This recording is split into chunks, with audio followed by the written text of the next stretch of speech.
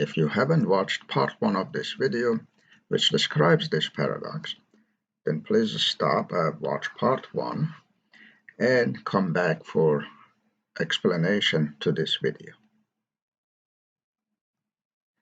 We begin by remembering the first 3 steps of the process that we described in part 1 of this video. Remember step 1, we simply drop in ball number 1 into the chute. Step 2, we release ball 1 and put in 2 more balls, 2 and 3 into the chute. Step 3, we release ball number 2 and put 2 more balls, 4 and 5 into the chute, and so on. Step 4, we release ball 3 and put 2 more balls into the chute to get 4 balls into the chute, and so on. To see what led to the paradox here, I'll describe this process in a different but equivalent way next. Our simple chute allows only one ball, the bottommost, to drop out at a time. Let's replace it with a compartmented chute that allows any ball in it to drop out. Each compartment is just big enough to contain one ball, and it has its own door, which can be opened to release a ball. When the door is open, the ball is dropped out. In this form, step 3 will look like this. Balls 1 and 2 have already been taken out in the previous 2 steps, and balls 3 to 5 stay in the chute.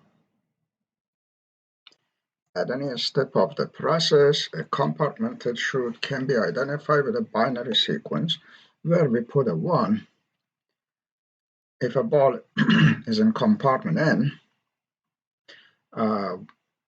counting from the left, and 0 is in, and we put 0 in the sequence if the ball is not in compartment N, or rather the compartment N is empty. For example, in step 3, where balls 1 and 2 were out, we have empty compartments, so let's identify those with zeros. Compartments 3 to 5 have balls in them, so we put 1s for those and then 0s for the others. And when we are all done, what we get is a sequence of 0s and 1s. That represents the chute. So we may ignore the chute after this stage and just look at how many 1s there are and where they appear. Here, the first 1 appears in position 3, so ball 3 is in the chute.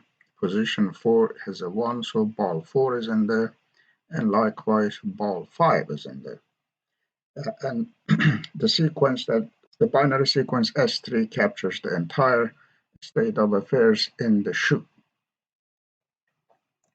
Here's a list of steps 1 through 6 represented as binary sequences. To show you how this list captures the process, notice that S1 has a 1 in the first place, so ball 1 is in the chute and no other balls. In S2, we see 1s appear in positions 2 and 3, so balls 2 and 3 are in the chute and no other balls. Likewise, in S3, we have balls 3, 4, and 5, exactly where the 1s are, and so on. Two features are of particular interest. Let me point those out. The number of 1s, which represents the number of balls, grows in each sequence. Notice that, for example, in S3 we have 3 balls.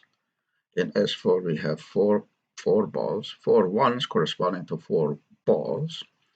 S5 has 5 1s corresponding to 5 balls in the chute, and so on. S6, 6 1s corresponding to 6 balls.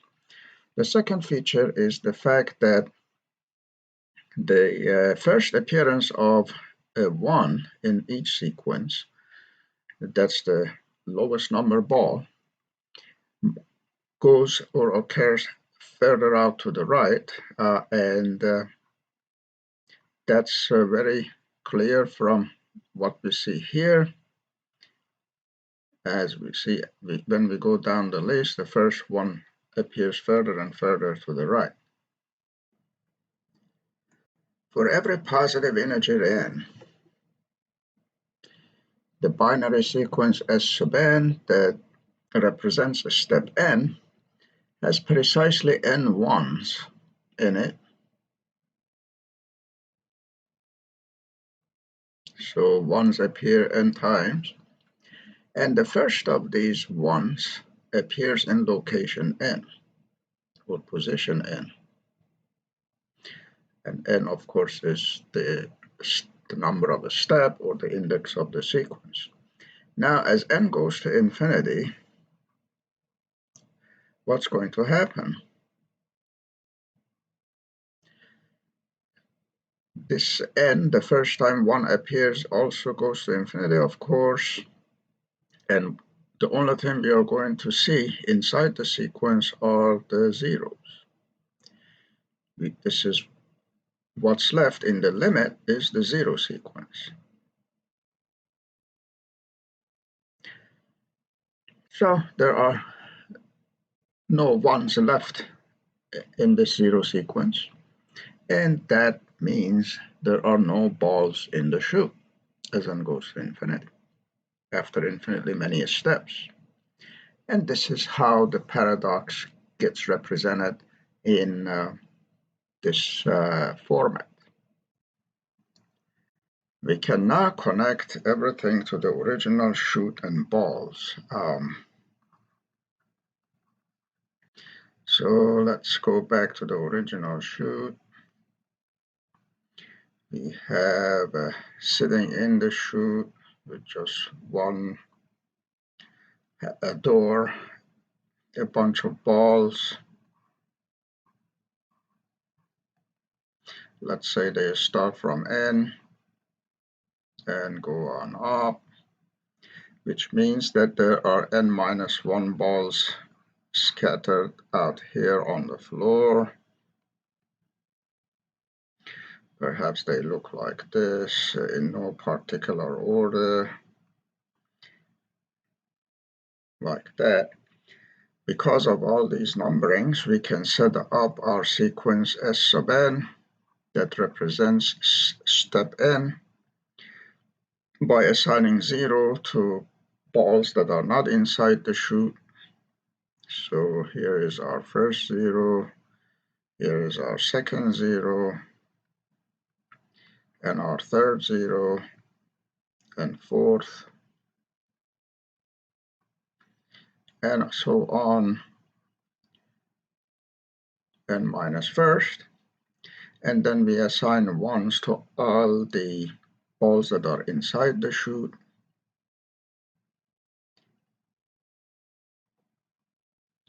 So that's n minus 1, and so on, until the last ball in the chute, and then finally 0 to all other balls outside the chute that are still to come. And here we have the same Sn that we had in the previous argument, and that means the same argument applies to the original chute. Technically speaking, the convergence as n goes to infinity of the binary sequences Sn to the zero sequence is known in real analysis as pointwise convergence, which is technically, more precisely rather, convergence to what's called the product topology. Of course, we don't need to understand or know any topology or analysis to understand what we discussed previously, or for that matter, what I'm about to say next. It may seem from the discussion that we just had that pointwise convergence is strange or paradoxical. It is that sometimes, but not always. Let's go back to our experiment, but modify it somewhat. We put in a ball as before, ball 1 that goes into the first position, and follow that up with 2 more balls, say 2 and 3.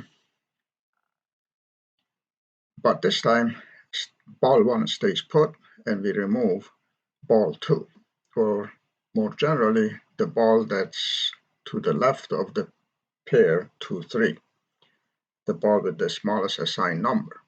And then we repeat that over and over again. Here are the first 3 steps. In step 1, of course, ball 1 just goes in. In step 2, balls 2 and 3 go in, but we let go of ball 2. In step 3, 2 more balls 4 and 5 go in, but we let go of ball number 4, and so on. Now, notice that we can do what we did before and turn these images of the chute and the balls into binary sequences. Where there is a ball, we put a 1, and where there are no balls, the compartments are vacant, we put zeros. So, for example, in step 2, we have a ball in location 1 or position 1, a ball in position 3, so we have ones in those positions, and there are no balls in any other compartments or positions, so we put zeros. And the same idea for step 3.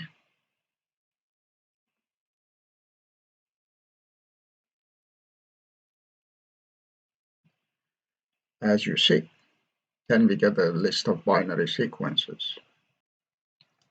So we get these binary sequences that you see here for the first 3 steps.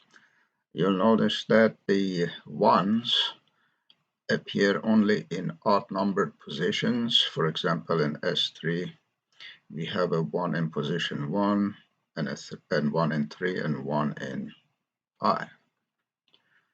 As we keep repeating the process, we just keep adding a new 1 in the next odd position.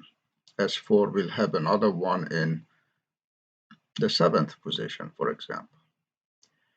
So as n goes to infinity, these sequences converge pointwise to the sequence that you see here, which consists of zeros and ones alternating. And you'll notice that the sequence is not the zero sequence.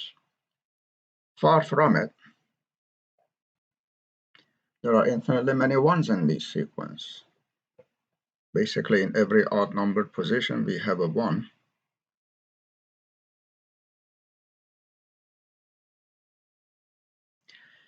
And since ones represent where the balls are, it follows that the chute must contain an infinite number of balls in this case. This is, of course, there are an infinite number of balls sitting outside of the chute too, but since we started with an infinite number of balls to begin with, and fractions of an infinite quantity are again infinite, it's okay to have an infinite number inside the chute and an infinite number outside the chute. There is no contradiction or inconsistency there.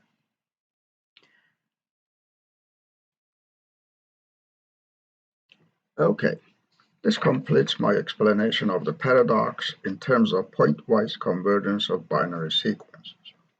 The paradox is basically a quirk of infinity that shows up in pointwise convergence, and it is not as strange or unfamiliar in that context.